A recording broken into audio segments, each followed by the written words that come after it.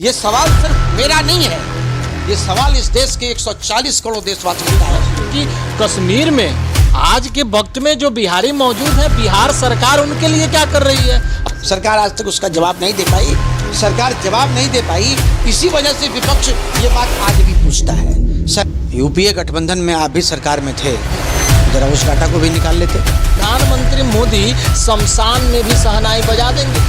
नमस्कार, आप देख रहे हैं फाइनल पोस्ट पुरुषोत्तम के साथ। प्रधानमंत्री नरेंद्र मोदी का आज बिहार में दौरा था। मधुबनी में पंचायती राज दिवस के अवसर पर प्रधानमंत्री मोदी पहुंचे थे। एनडीए गठबंधन के तमाम बड़े छोटे दिग्गज वहां मौजूद थे और प्रधानमंत्री मोदी ने 13,480 करोड़ रुपए से अधिक की विकास परियोजना की सौगात दी।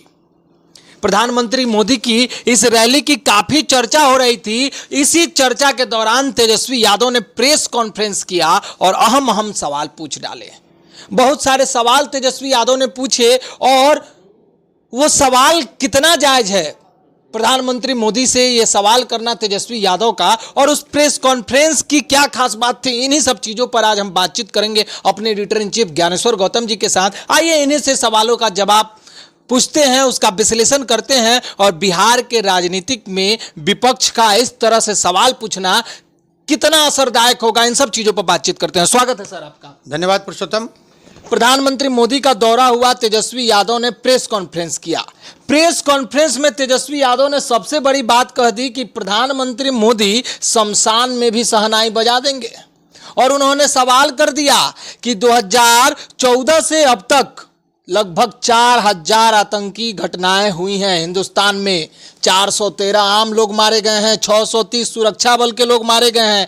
आईबी क्या कर रहा है, सर्विलांस क्या कर रहा है, मिलिट्री के इंटेलिजेंस क्या कर रहे हैं, बताइए सर। मिलिट्री के इंटेलिजेंस, आईबी और ये सब सवाल जो तेजस्वी यादव पूछ रहे हैं आज प्रधानमंत्री मोदी से, ये कितना असरदायक है।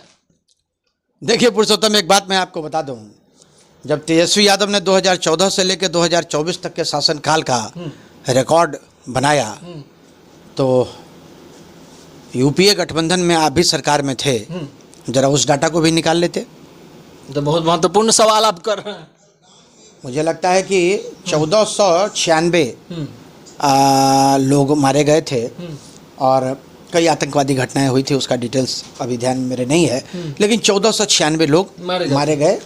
उसमें ये भी थे, आतंकवादी भी थे और पुलिस के बल थे और सामान्य जो लोग हैं वो भी लोग, सिविलियन जो थे, सिविलियंस भी थे। प्रश्न ये उठता है कि आज के समय में जब पहलगाम में इतनी बड़ी घटना घट गई और कल मैं तेजस्वी यादव को सुन भी रहा था कि अभी पूरा देश जो है उस सरकार के साथ है, तो एक दिन में ऐसा क्या बदल गया कि तेजस्वी यादव को अपना स्टैंड चेंज करना पड़ा। दूसरा एक चीज़ मैं आपको बता दूं कि आरोप लगाना विपक्ष का काम है। मैं सुन रहा था पुलवामा हमले को लेके भी उन्होंने कहा कि साहब वो आरडीएक्स कहाँ से आया, इसका 200 से 300 केजी आरडीएक्स कहाँ से आया। 400 किलो आरडीएक्स का प्रयोग हुआ था, उनको नई जानकारी है, मैं बता दूं 450 किलो आरडीएक्स का प्रयोग हुआ था। और उन दिनों सतपाल मलिक जो वहाँ के राज्यपाल हुआ करते थे, एलजी हुआ करते थे, उन्होंने भी ये प्रश्न उठाया था कि आरडीएक्स आया कहाँ से।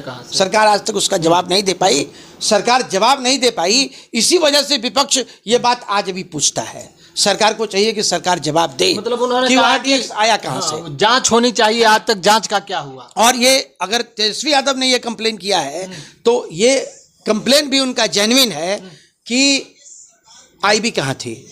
हम आपको बताएं कि पहलगाम की जो घटना हुई है, उन घटनाओं में एक बात तो जरूर सामने आती है कि जो डेस्टिनेशन था जहाँ पे लोग पर्यटक गए थे, बेलदार घाटी उसको कहते हैं, तो बेलदार घाटी जो है, बेलदार घाटी में दूसरा कुछ नहीं है, एक मैदान है, चारों तरफ पहाड़ है, मौसम बड़ा खुशनुमा, बड़ा खुशगवार होता है, कुछ दुकानें हैं वहाँ पे, और कुल हमको लगता है कि 9,000 की आबादी है उस घाटी की, है ना। और वहाँ पे जगह है, वहाँ लोग जाते हैं, भीनी भीनी धूप आती है, उस ठंड के समय में धूप, सुहाना मौसम रहता है, बड़ा प्लीजेंट मौसम रहता है। वहाँ के जो लोग हैं उन लोगों की रोजी रोटी उन पर्यटकों की वजह से ही चलती है ना। दूसरा, कश्मीर में जब से धारा 370 हटी है वहाँ लोकतंत्र की स्थापना हुई है, लेकिन मिलिट्री का जो कंट्रोल है वो कंट्रोल वहाँ रहता है। मिलिट्री, पैरामिलिट्री के जो फोर्सेस हैं, जितने भी ये स्थान है, मैंने घूमने फिरने वाले स्थान है, पर्यटक स्थल हैं, उन सबों पे निगरानी रहती है। तो उस दिन अगर ये निगरानी नहीं थी तो क्यों नहीं थी? ये इंटेलिजेंस का फेल्योर है। ये जवाब इस सरकार को देना चाहिए। सरकार पाकिस्तान पे हमला करे, सरकार पाक ऑक्युपाइड कश्मीर जो है उस कश्मीर को अपने अंदर मिला ले, सरकार पाकिस्तान का नामो निशान विश्व के मानचित्र से मिटा डाले, साथ साथ इस मिलिट्री फेल्योर जो है, ये जो इंटेलिजेंस का फेल्योर है, इसका जवाब भी जनता को देना चाहिए, सरकार को देना चाहिए, है ना। लेकिन आज तेजस्वी यादव ने एक और गंभीर सवाल उठा दिए। उन्होंने कहा कि कश्मीर में आज के वक्त में जो बिहारी मौजूद है, बिहार सरकार उनके लिए क्या कर रही है? अभी तक कोई टोल फ्री नंबर जारी नहीं हुआ, अभी तक किसी एक नेता का नाम भी सामने नहीं आया कि वहां हमारे ये नेता हैं, इनसे आप मदद लीजिए। ये तो एक गंभीर सवाल उन्होंने तो ये गंभीर, ये वाकई गंभीर सवाल है। और मैं आपको बताऊं कि अभी मैंने देखा भी था, हम लोगों ने भी अपने सोशल मीडिया साइट पे उसको डाला भी है। राष्ट्रवादी कांग्रेस पार्टी ने भी अपना टोल फ्री नंबर जो है वो डाला है, अपने लोगों का नंबर वहां से दिया है कि भाई किसी भी तरह की कोई परेशानी हो तो आप वहाँ उनसे संपर्क कर सकते हैं। और इस मामले में मैं बिहार सरकार का फेल्योर मानूंगा। हाँ, ये निश्चित तौर पे बिहार सरकार का फेल्योर है। और दुखद परिस्थिति तो उस दिन है कि मैं आपको बताऊं कि घटना, इतनी बड़ी घटना घट गई और कल हमारे राज्य के जो मुख्यमंत्री हैं, मुखिया हैं, तो वो एयर शो का आनंद ले रहे थे, एयर शो का आनंद ले रहे थे। तो इस सब तरह का कार्यक्रम भी बंद होना चाहिए था।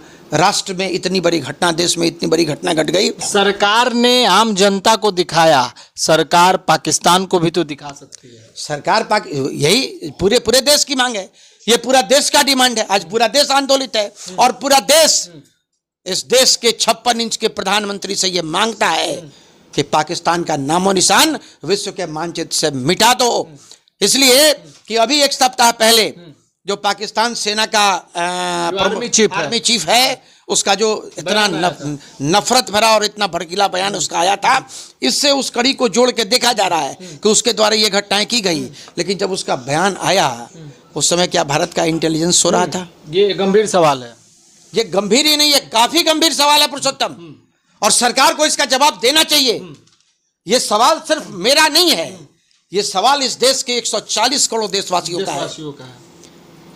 इस देश के वैसे टैक्स पेयर्स का है जिस टैक्स के बदौलत देश की सरकार चलती है।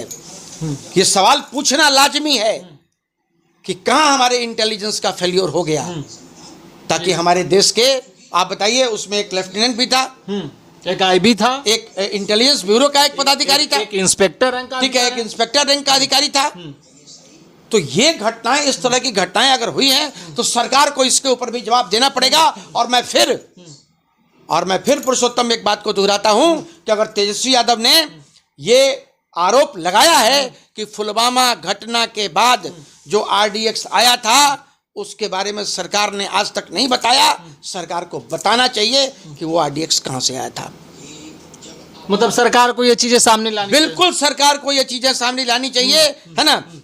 मैं ये पूछता हूं पुरुषोत्तम, हमारा देश अगर मजबूत है तभी हम मजबूत हैं। बिल्कुल। आज आप देख लीजिए यूक्रेन की क्या हालत हो गई, अपने पास दम नहीं था, दूसरों के बल पर कूदे, स्थिति क्या हो गई, पूरा का पूरा देश बर्बाद, तबाह हो गया, है ना। लोग तबाह हो गए, जिन लोगों ने अपनी इमारतें बना के रखी थी वो सभी जमींदोज हो गए, है ना। और एक खूबसूरत देश पूरे तरीके से बर्बाद हो गया। ठीक है, ये फेल्योर किसका था? ये फेल्योर उस देश के शासन तंत्र का था। ठीक है, आज मैं ये कहता हूं कि आज मैं भले यहाँ करोड़ों की संपत्ति बना लूं, लेकिन इस संपत्ति का भोग मैं तभी कर सकता हूं जब हमारा राष्ट्र मजबूत है। राष्ट्र का मजबूत होना सबसे ज्यादा आवश्यक है। हम राष्ट्रवाद के नारे के साथ चलते हैं, इस देश की जनता नरेंद्र मोदी के साथ चलती है, और आज पूरा देश इन चीजों को बहुत गंभीरता से देख रहा है कि भारत इस अपमान का, इस हत्या का बदला कैसे लेता है। ये तो बात हो गई जो आरोप लगाए, लेकिन जाते जाते प्रेस कॉन्फ्रेंस में तेजस्वी यादव ने एक बड़ी बात कह दी, और वो बात ये थी कि जो होशियार है वो समझते हैं, जो बेवकूफ हैं वो बेवकूफ हैं। ये जवाब था उस प्रेस मीडिया के उस साथी के सवाल का, जब उसने पूछा कि इंडिया गठबंधन का सीएम चेहरा कौन होगा? ये जवाब किसके तरफ इशारा करता है? कृष्णा और लावरू तो कहीं टारगेट नहीं थे। देखिए, एक चीज मैं आपको बताऊं कि इंडिया गठबंधन जो है, इंडिया गठबंधन में all is not well right now till today. आज तक इंडिया गठबंधन में चीजें सामान्य जो होती है वो नहीं है, और कांग्रेस और आरजेडी के बीच के संबंध बहुत मधुर नहीं है। ये मधुरता चाहे वो प्रेम से करें या बिना प्रेम के करें, ये मजबूरी में करें, करना तो उनको पड़ेगा, कोई विकल्प उनके पास नहीं है। कांग्रेस अलग, राजद अलग अगर चुनाव लड़ेगी तो भारतीय जनता पार्टी एनडीए गठबंधन प्रचंड बहुमत के साथ सरकार, फायदा ही फायदा है। ठीक है। जब मीडिया के साथियों ने ये सवाल पूछा कि आप मुख्यमंत्री जी पर कुछ कहिए, तो उन्होंने साफ इनकार कर दिया कि उन पर हम कुछ नहीं कहेंगे, सिर्फ प्रधानमंत्री मोदी को टारगेट। ये क्या इशारा करता है? देखिए, एक चीज मैं आपको बताऊं, वो एक कहावत है हिंदी में, टू डाल डाल में पात पात। अच्छा। और ये सत्ता का जो खेल है, सत्ता के खेल में इस तरह की स्थितियां बनती हैं और बन रही हैं। तेजस्वी यादव, देखिए, चुनाव आते आते गठबंधन कौन सा करवट लेगा, क्योंकि पूरे देश की निगाह थी आज कि आज नरेंद्र मोदी उस मंच से ये ऐलान कर देंगे कि अगला चुनाव नीतीश जी के नेतृत्व में ही होगा और अगले मुख्यमंत्री भी हमारे नीतीश कुमार होंगे। ये तो गौन रहा, चुप्पी साध लिया मुख्यमंत्री ने। इस पर कोई सवाल जवाब, कोई इस पर एक लाइन भी उन्होंने अपने स्टेटमेंट पर नहीं कहा। हाँ, उन्होंने 13,480 करोड़ की योजनाओं की घोषणा की।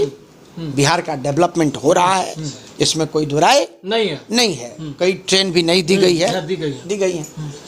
एक चीज मैं आपको बताऊं कि हमारे जो इंटरनल सोर्स हैं, वो इंटरनल सोर्स इस ओर इंगित करते हैं कि प्रशांत किशोर के माध्यम से, चिराग पासवान के माध्यम से नीतीश कुमार की जड़ों को काटने का प्रयास बीजेपी के द्वारा किया जा रहा है। बीजेपी नीतीश कुमार के साथ खेल रही है। अभी हम लोगों ने एक न्यूज इसके ऊपर किया भी था।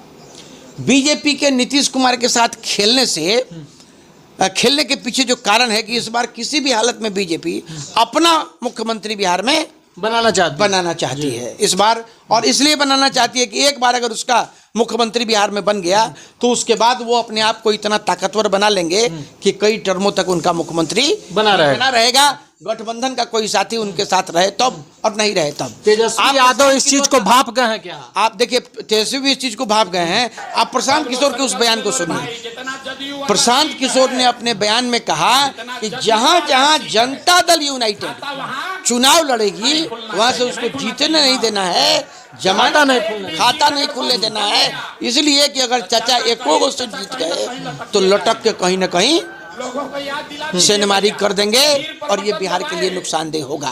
तो ये बताइए, तो प्रशांत किशोर क्या सिर्फ जनता दल यूनाइटेड से लड़ रहे हैं? तो क्या ये मान लिया जाए कि प्रशांत किशोर बी टीम है भारतीय जनता पार्टी के? क्योंकि हमला उनका जनता दल यूनाइटेड पे है, उनका हमला बीजेपी पे नहीं है।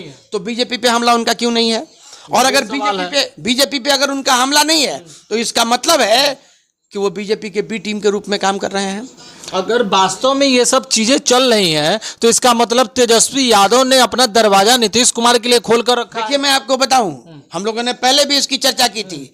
11th आवर में ये विकल्प भी नीतीश कुमार के लिए खुला हुआ है। अगर भारतीय जनता पार्टी ने उनके साथ खेलना बंद नहीं किया है ना, तो नीतीश जी बीजेपी के साथ खेल कर देंगे। और एक बात मैं फिर दावे के साथ कह रहा हूं, पुलवामा अटैक जैसा अटैक करवा लीजिए, पहलगाम जैसी घटना घट जाए, बिहार में कोई आतंकवादी घटना हो जाए, बावजूद इसके नीतीश कुमार और तेजस्वी यादव दोनों यदि एक मंच पे आके चुनाव लड़े तो 180 से ज्यादा सीटों पर उनका कब्जा होगा और उसको कोई रोक नहीं सकता। प्रचंड बहुमत की सरकार बनेगी, कोई नहीं रोक सकता है, बिल्कुल तय मान के चलिए। एक आज के परिदृश्य से ये तो चीज समझ में आ गई कि मुख्यमंत्री के चेहरे पे अभी भी बिहार में सस्पेंस बना हुआ है। नीतीश कुमार के चेहरे पे बिल्कुल नीतीश कुमार के चेहरे पे सस्पेंस बना हुआ है, उधर तेजस्वी यादव के चेहरे पे भी सस्पेंस बना हुआ है। कांग्रेस बेवकूफ कौन है? बेवकूफ़ तो हमेशा से जनता रही है कि कृष्णा अल्लावरू? नहीं, कृष्णा अल्लाह, देखिए कृष्णा अल्लावरू को आप बेवकूफ़ मत कहिए। तेजस्वी यादव कह रहे, मैं नहीं कह रहा। कृष्णा अल्लावरू ने कांग्रेस में एक नई जान फूंक दी है। कन्हैया की वापसी अभी तक नहीं हुई बिहार में नहीं हुई, गायब है। कन्हैया की वापसी का नहीं होना भी जो है कुछ बड़े संकेत दे रहे हैं, है ना। और बड़ा संकेत जो है वो कांग्रेस को बैकफुट पे ला रहा है। कन्हैया कुमार बहुत तेजी के साथ आगे बढ़ रहे थे, है ना। और मुझे लगता है कि शायद बीजेपी और कांग्रेस के बीच में नेशनल हेराल्ड वाला जो मामला है उसको लेके कुछ पैचअप हो गया है। और उसी पैचअप में होगा कि भाई कन्हैया कुमार को आप वहां से, क्योंकि कन्हैया कुमार के अंदर जो भाजपा भी गेम करती है क्या? भारतीय जनता पार्टी गेम नहीं करेगी सत्ता के लिए। अरे भारत वो देश है जहां सत्ता के लिए सम्राट अशोक ने अपने 100 भाइयों का कत्ल कर दिया था। सत्ता वो चीज है कि आप मुगल इतिहास को जब पढ़िएगा तो आप देखिएगा कि बाप ने बेटा को, बेटा ने बाप को, हाँ, बाप की हत्या कर दी, उनको जेल में बंद कर दिया, है ना। तो सत्ता के खेल में तो चलता रहता है। तो मान लीजिए हमारे पूर्वजों ने जो किया है, हाँ, तो वो राजनीतिक परिदृश्य में दिख रहा है। राजनीतिक परिदृश्य में वो चीजें तो दिखती हैं। चलिए, बहुत बहुत धन्यवाद सर आपका। तो जैसा कि आप देख रहे थे कि तमाम तरह की चीज़ें हैं, सभी राजनीतिक दल के अपने अपने डफली है और अपने अपने उसके राग हैं, लेकिन सब कोई अपने पार्टी को इस्टेब्लिश करने में लगा है। सब कोई अपने आप को बिहार के चुनाव को मद्देनजर रखते हुए अपनी बातों से जनता को भ्रमित करने, जनता को लुभाने में लगा हुआ है। इस बीच आज जो कुछ भी हुआ, तेजस्वी यादव का जो सवाल था नरेंद्र मोदी से, प्रधानमंत्री नरेंद्र मोदी से, वो कितना सटीक था, कितना जायज था, इन तमाम चीज़ों पर हमने चर्चा किया। हमारे एडिटर इन चीफ ने सब चीज़ों को बहुत अच्छे तरीके से डिकोड किया। कैसा लगा आपको ये शो? कमेंट बॉक्स में इसकी जानकारी जरूर दीजिएगा। बने रहिए आप हमारे साथ, देखते रहिए फाइनल पोस्ट। बहुत बहुत धन्यवाद। यो गाड़गा बन गया कि ना भैया।